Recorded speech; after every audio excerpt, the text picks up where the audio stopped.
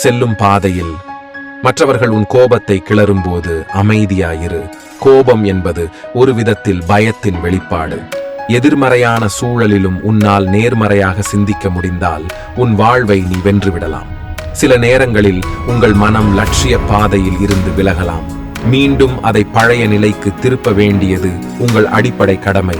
பொருட்களுக்கு அடிமையாய் இருப்பதை விட கொடுமையானது அன்பென்ற பெயரில் மனிதர்களுக்கு அடிமையாய் இருப்பது. சண்டையிட்டு விலகிய பின்பும் சொன்ன ரகசியம் காக்கப்படுமாயின் அதுவே சிறந்த உறவு. உங்கள் வாழ்வை எந்த நிலையில் இருந்து உங்களால் மீட்க முடியும்? எதை இழந்தீர்கள், எவ்வளவு இழந்தீர்கள் என்பது ஒரு பொருட்டல்ல. இழப்பிலிருந்து எதை கற்றுக்கொண்டீர்கள் என்பதே முக்கியம். உன்னை விட்டு சிலர் பிரியும் போது ஒன்றை புரிந்து கொள். உன் நோக்கம் சரியாக இருந்தால் நீ யாரையும் இழப்பதில்லை, மற்றவர்கள்தான் உன்னை இழக்கின்றார்கள். காத்திரு. தலை சிறந்த எது ஒன்றும் ஒரே நாளில் உருவாகிவிடாது. நன்றிகள்.